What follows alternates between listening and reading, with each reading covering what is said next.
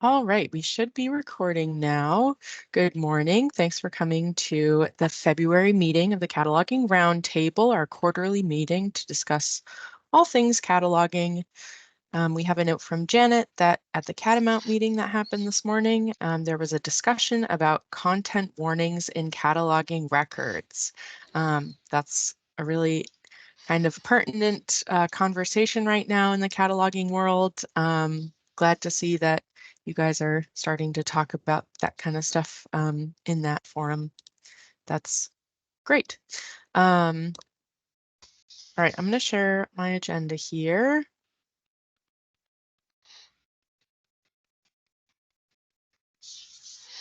All right, so I will post this on the Tech Services website with a recording link once I have it. As always, reminder, please send any questions, agenda items, concerns, comments, ideas to me. There's my email. I'm Lauren Kelly. I'm the Technical Services Consultant at the Department of Libraries, and we do use Verso. I will take the time and just go down the list of attendees today. If you will just share your name, what library you work at, your location, and what ILS you use. I'm going to stop sharing so that we can do that. All right. So first we have Carrie, if you wouldn't mind. Hi, I'm Carrie. I'm at the Manchester Community Library in Manchester. We are on a Koha system and we are part of the Catamount Library Network. Awesome, thanks. And Janet? Hi, I'm Janet. I'm at the Rutland Free Library, and we are also using Koha as part of the Catamount Library Network. And Kay? Hi, can you hear me okay? Yes. Okay, because I've never used Teams before, so. Oh, welcome. Thank you. I'm Kay Schluter. I'm a retired librarian, but I do volunteer at the Vermont Historical Society Library in Barre, and we use a system called EOS, that's EOS. It's a subdivision of CIRCE, and this is the first time I've attended one of these online cataloging roundtables, so I'm looking forward to seeing and sharing what people have to say. Thank you. Awesome. Thanks, Kay. I'm so glad you're here. All right, we have Michelle next.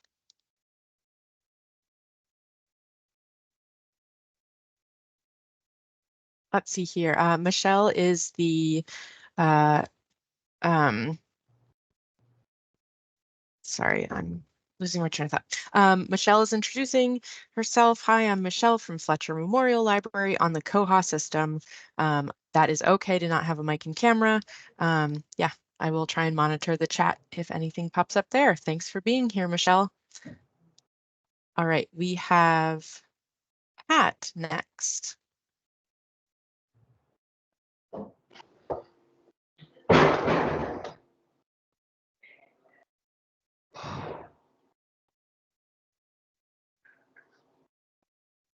For those of you just joining, we are just doing introductions, just your name, what library you're at, the location of that library, and what ILS you use.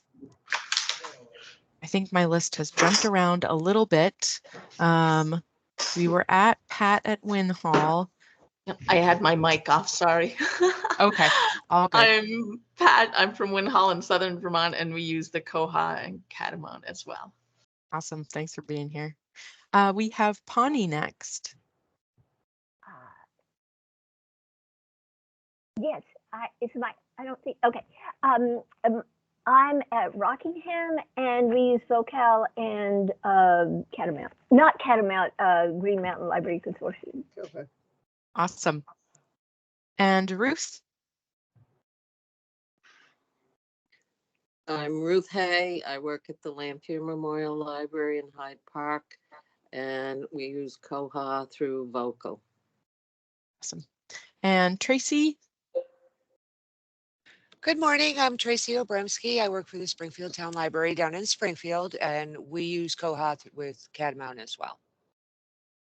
And Victoria?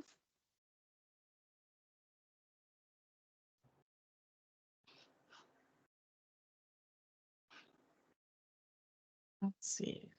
We're not hearing you. Oh, no micro camera? That is okay. You are from Essex Free Library. Awesome. And Wendy? I'm Wendy from Bennington Free Library. We use Koha. We're in Catamount.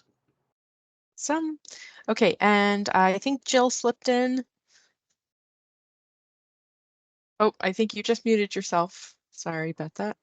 Is that better? Yes. Okay. Gotcha now. I'm Jill Toffrey, and I'm at Fletcher Memorial Library in Ludlow, and we are a member of Catamount and use Koha. Awesome. Great. All right. If anybody was missed, please just feel free to jump in or put something in the chat. I think we got everybody. Oh, as soon as I say that, we have another person coming in.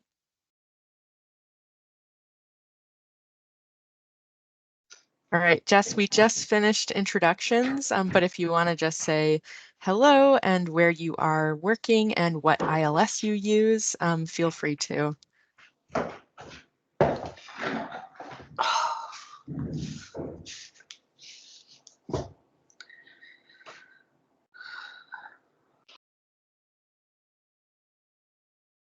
Okay, I think we're good with introductions now. Awesome. Thanks everyone for sharing. I think it gives me a nice opportunity to match up some names and faces and see what the spread is for people joining us throughout the state. So I appreciate that.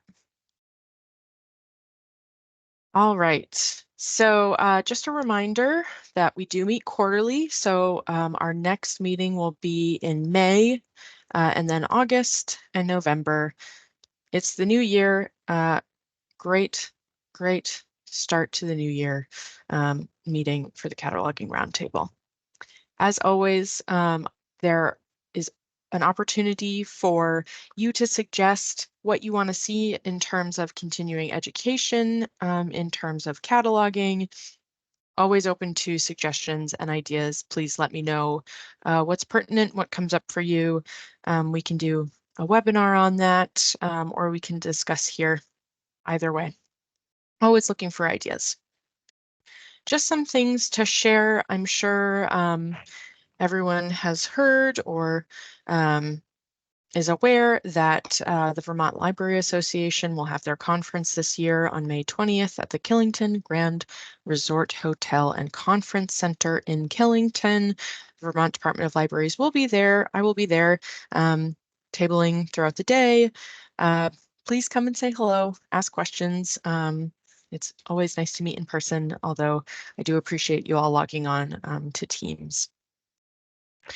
So kind of the first big piece of what I wanted to approach today is the fact that the wonderful website, Classify, an experimental cataloging website created by OCLC, has now been discontinued. It was a great website. If you didn't know, I'm sure most of you do, where you could basically put in a barcode and it would show you a table and a chart of the most popular classification in Library of Congress and Dewey. I mostly used it for Dewey. I think it was Library of Congress, I'm pretty sure.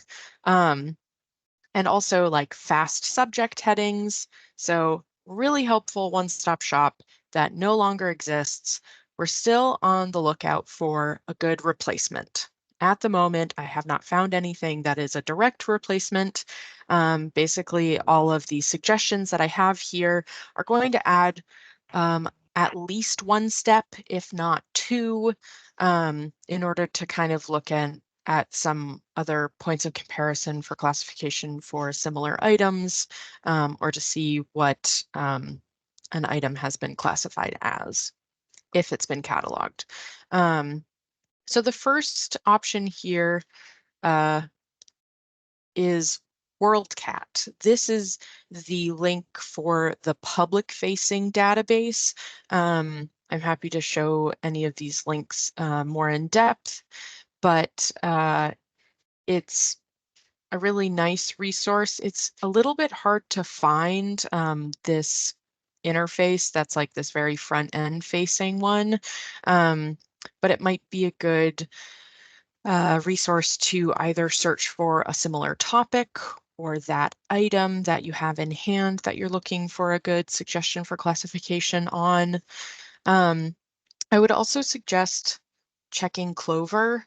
That is our statewide, mostly used for ILL database, but it is pulling from all the consortia, all the single libraries, so that might be a good place to check. It may not be the case that if you have something new that you don't know how to classify, it may not show up in Clover if another library doesn't have it in the state, but it could be worth checking as well. Of course, checking the shared catalogs is also a good method to use, although once again, if you're in the scenario of cataloging something new and you don't have it and can't find it in your shared catalog, going back to WorldCat is probably going to be a better option. The Library of Congress does catalog a lot of new American material, so that could be a source to check as well for classification. But if you have, more rarer items, they may not show up there. And then the last source that I put down is this visual Dewey Decimal layout. It's kind of fun. It's pretty broad, but it can help. It's odd because it is more detailed in some aspects than using like WebDewey or, flipping through your Dewey Decimal System manuals, which can be daunting.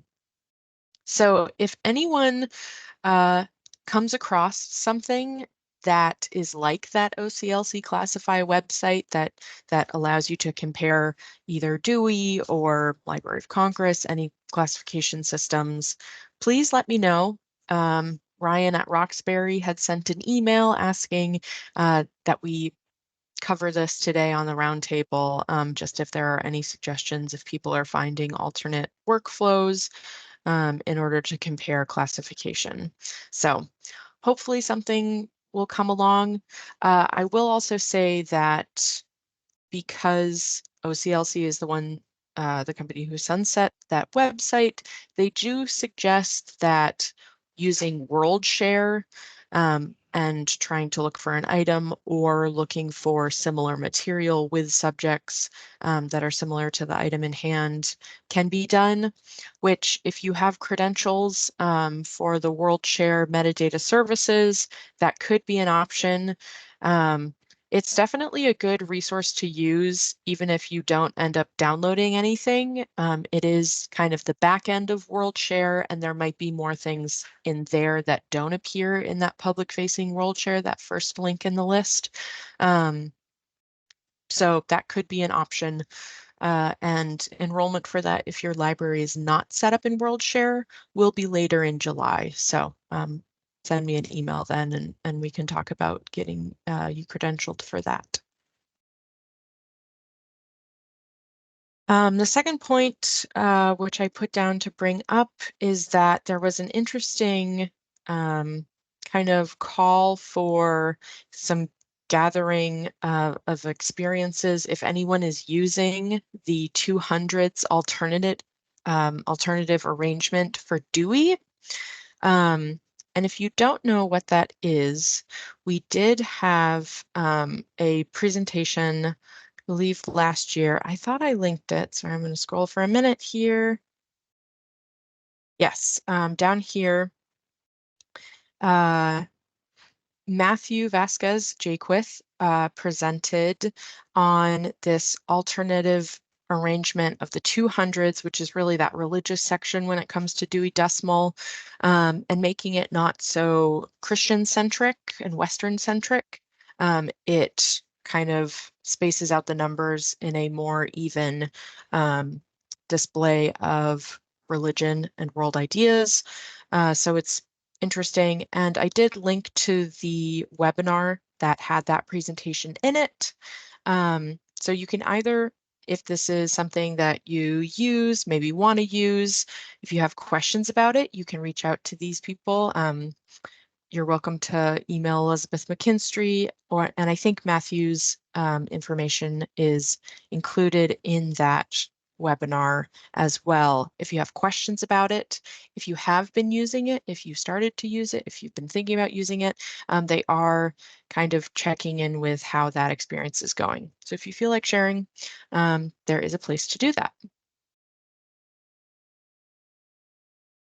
I try to always link Library of Congress subject headings updates, both as a reminder that these vocabularies that we use are ever changing. Cataloging is not a stagnant thing, and also that so that you can see kind of what trends are occurring, what language is getting revised or changed or deleted even. So there are 2 links there to some updates about Library of Congress subject headings. I did want to mention again that the WorldShare metadata services will be replacing Connection or Cat Express, as VTlib has also now changed the name for our buying group. And once again, that buying group, if you're not part of it, it does allow 250 downloads from the database for those hard to find items for your catalog, and enrollment is in July. There is a webinar from December that kind of showed a bit about the database. There are some things that I will say appear different to me and my account than the public library account, but the tutorial, which is a PDF walkthrough of how to download and export a record, is in fact public library specific. So what you see in that tutorial is accurate to what you will be doing if you want to download a record. But once again, that database is also good for using as a database, and you don't really have to download something to get some use out of it. So yeah, it's a good resource to have access to. And we're happy to sign up people in July. So if you do already have an account, there is a link here to request your institution credentials in order to log into WorldShare metadata services. Hopefully, you've had some time to do that. This change is not going to occur until April, but it's best to do these things now. And I'm sure as they get closer to April, the requests for credentials are only going to be getting more and more. So if you jump on it now, they might have a better response rate. Although reaching out to OCLC in my experience has been pretty good about getting a quick response. They're very knowledgeable and helpful. So I'm going to check the chat. Doesn't look like there's any questions thus far. Feel free to interrupt as always. Okay. Gonna keep going. So I'm glad that, let's see, in the chat earlier, Janet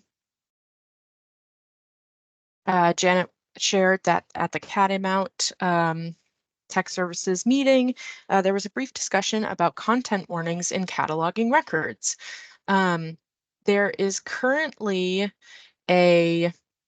I'm not sure exactly what to call it, but it's like a petition to OCLC in order to, excuse me, not to OCLC, to the Library of Congress, to update some mark and actually put this subfield I into the 245 for title. And what I would be doing, actually, I'm going to open up this link because I don't want to mess up my words here. So I'm going to stop sharing for a minute and I'll open that link.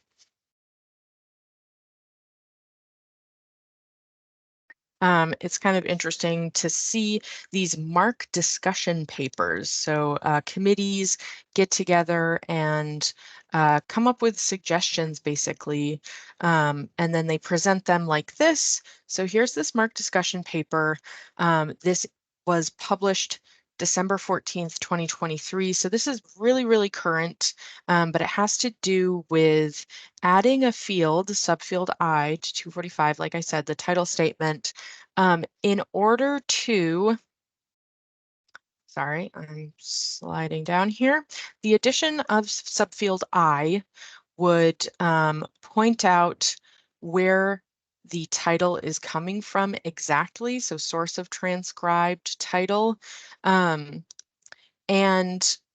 the reasoning behind adding something like this, it's spelled out right here, can help reduce this ambiguity by identifying the source for transcribed titles that contain culturally insensitive language.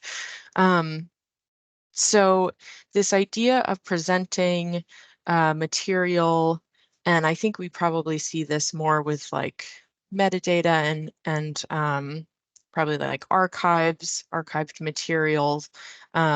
Maybe not what we're getting into our public libraries every day, but things that contain sensitive, outdated language, talking about, putting a field there to kind of explain a little bit, add a little bit of context as to like why specific language is being used.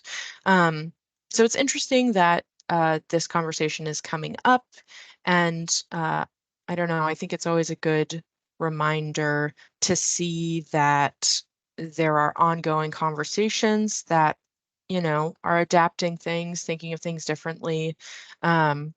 It's interesting to see the process. So it'll be interesting to see if that gets adopted. And as always with these MARC guides, there are some really good examples. So it's interesting. There are the examples there. So it's interesting that this conversation is occurring. And seeing some concrete ways to kind of encapsulate how we represent our language and where it's coming from and what the context is. So I thought that was worth sharing. It'll be interesting to see where that goes if it gets adopted. All right, I mentioned the alternate 200s for Dewey Decimal. And then there was an interesting panel that happened last week. Yes, last Wednesday. The Fresno State Library had a really cool exhibit called Unseen Labor, and it was catalogers from all over the state. I think there were also a couple of Canadian catalogers who decided to represent cataloging work by doing fiber arts.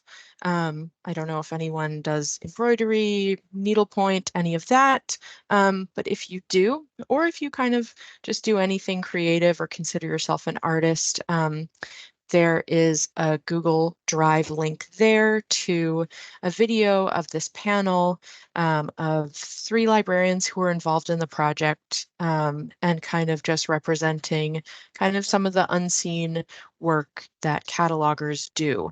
So it was interesting to see kind of the representation of that in a very like creative and art kind of way. It is like an hour and a half long, but it's pretty entertaining. So thought I would post that there.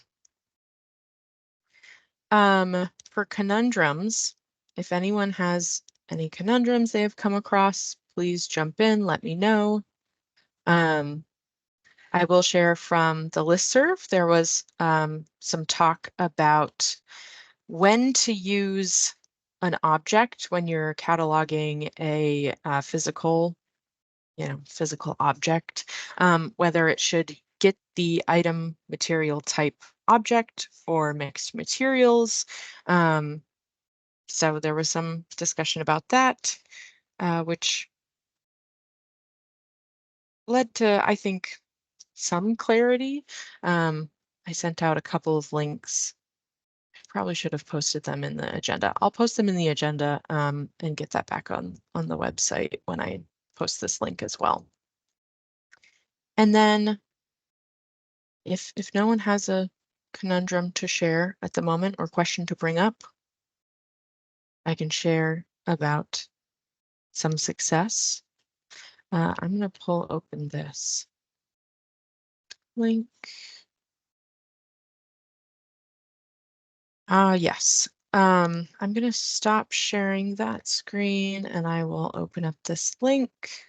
So I get these really interesting and diverse blog posts from the Library of Congress, from their Special Collections Unit.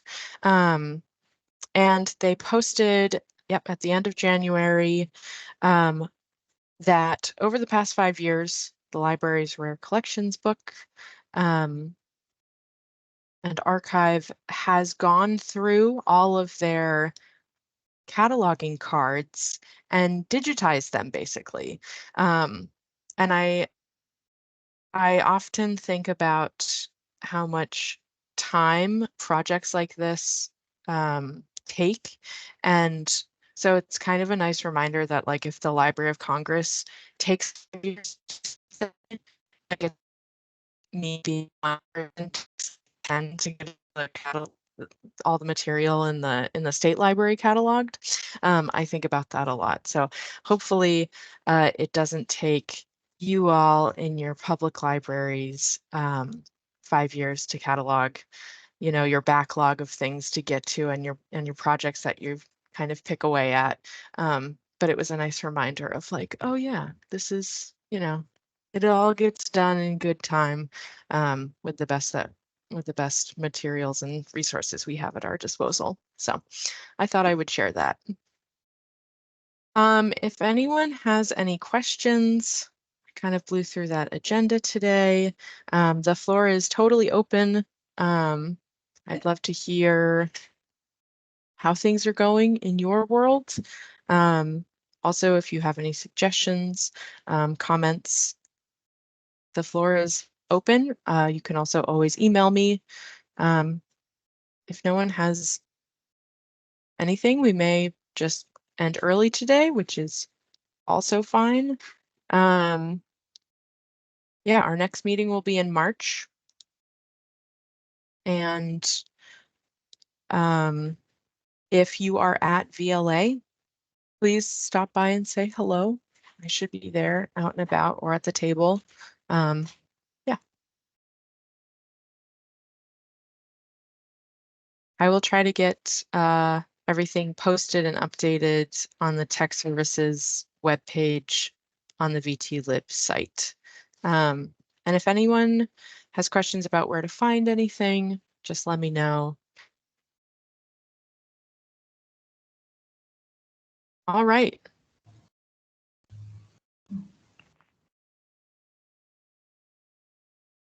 Thank you. You're welcome. Hey, I see that you have your hand up. Yeah. Go for it. I just wanted to let people know, and we've done this through the VLA listserv, that long-term cataloger and librarian extraordinaire Marjorie Strong retired the end of January, and Gail Weesey from Norwich University Special Collections and Archives has taken that position. And as many of you know, Paul Carnahan, very long-term librarian there, retired a couple of years ago, I think it is now, and Kate Phillips has taken over that position. So yeah, Marjorie will be greatly missed, but Gail comes in with a lot of good archival cataloging experience, and she had been working at the VHS library off and on as a volunteer and helping on Saturdays when they were open for several years. So she's very familiar with the collection. So I just kind of wanted to pass that along to. Yeah, that's great. Yeah. Yeah, Yeah. it's very fun that the Department of Libraries shares the space with VHS and Yes. the Leahy Library. We love that. Yes. So, and if any of you haven't been to the VHS library, we'd love to see you there. And we aren't on Koha or anything, but when you talked about the rare books that the LC had cataloged over the past 5 years, I was just thinking of that's mainly, we have so many unique items, but they all just about, I would say 99% of them, 99.9% go into OCLC whenever possible, because we want them to be discovered. And even though you can't check anything out or interlibrary loan anything, researchers know to come there, and they can use the sources there, or sometimes it can be digitized or copied or whatever, and that kind of thing. So just putting a shout out to the VHS library and what a wonderful resource it is. So, and I had one question, Lauren, your agenda with all those links, is there a way I can get that? Yes, there is. In fact, I will put it in this Teams chat. It is on the Department of Library's website. Okay, I can get it from there. It can be a little daunting to get to. There are a couple of clicks that you have to go into, but it's under the learn about cataloging, but I will put it in the chat here. Yeah, those agendas get posted as a PDF with the YouTube link recording to these meetings, so you can see past meetings, past agendas. Because you had a lot of really good links there that I wasn't even familiar with, and I'd like to explore them a lot more, especially the we use Connection, and we have a direct service with OCLC. So you said that WorldShare Metadata Services is going to be replacing Connection, and is that like a web-based? Yes, it is. So if you primarily use like the interface that you download into onto your desktop, yes, that's what we're using. That will not be going away. That's the one thing that will be staying.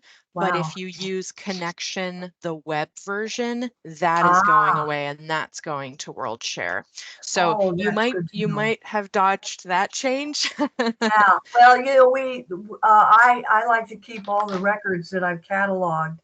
And I have different files I keep them in depending on what I'm cataloging. And it's nice to be able to go back, because if I get something similar, I can go back and see what I did and maybe just do an edit and a copy and that kind of thing. So I'm glad Connection isn't the software that you download isn't going away. So I'll pass that along though to those at the VHS in the library. Yeah, that's great. Yeah,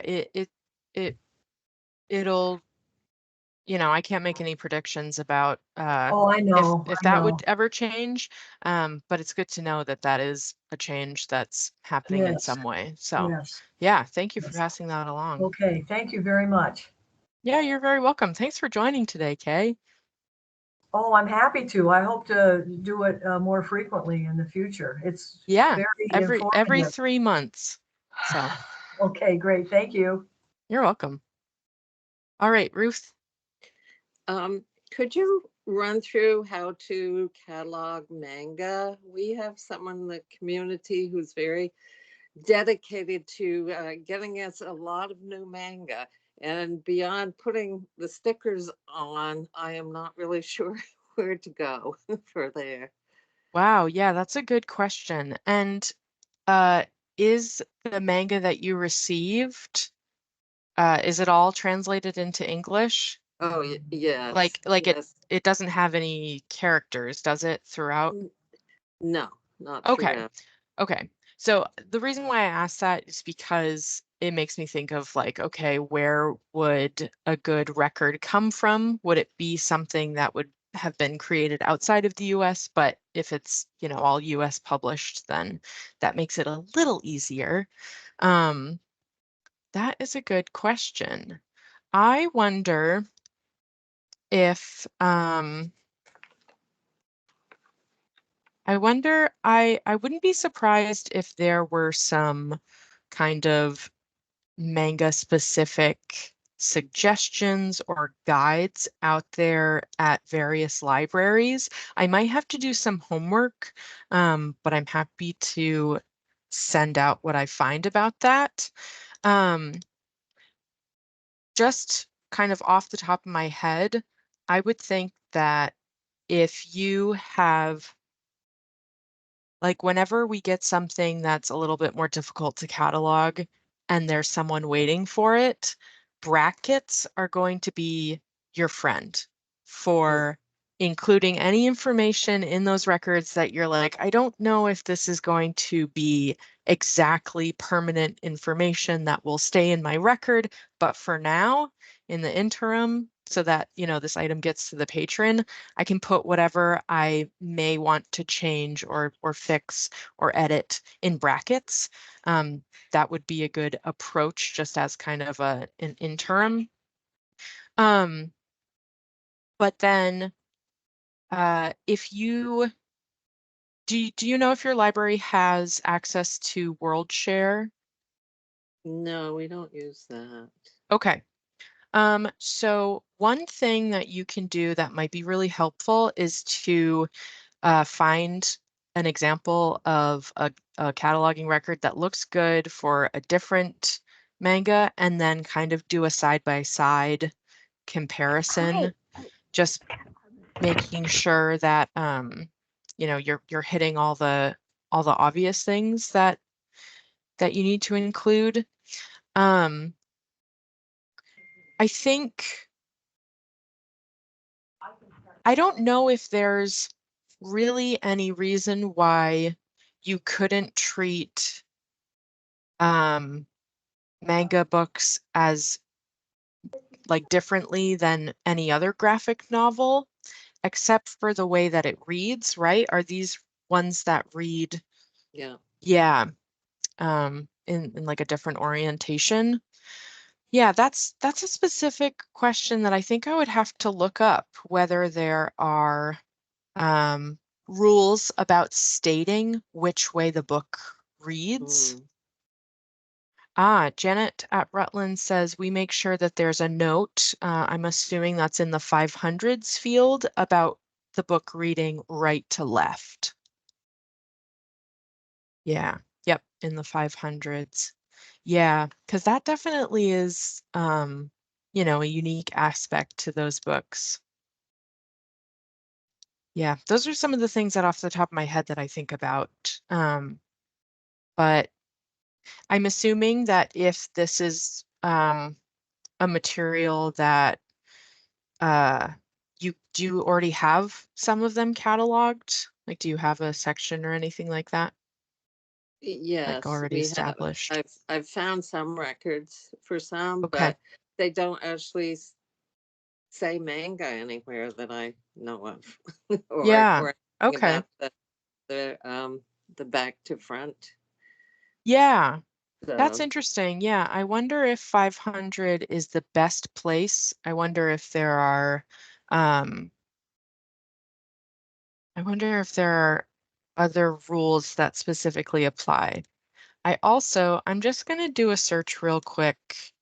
I might share my screen because I'm wondering if there's like a Library of Congress subject heading or a genre, a genre term for manga. There is a genre form term. So this could go in a 655 field. So you could make that,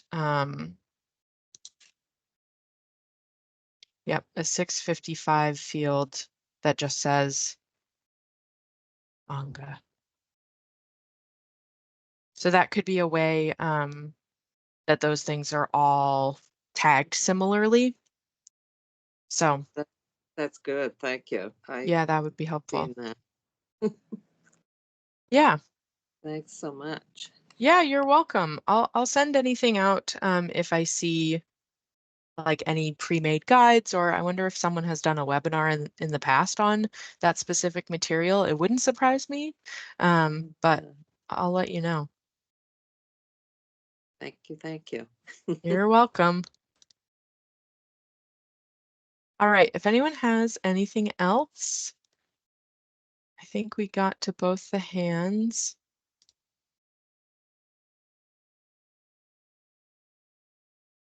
All right. Well, if things come up in the meantime, please reach out. You know where to find me. Thanks for joining today. I know that there was a webinar for rural and small libraries talking about the grants that are being rolled out from VTLib. Important stuff, but I'm glad that you joined me today, and hopefully we'll see you in a couple of months. In the meantime, let me know if you have questions, comments, concerns, or things that are going well that you would like to share at the next roundtable.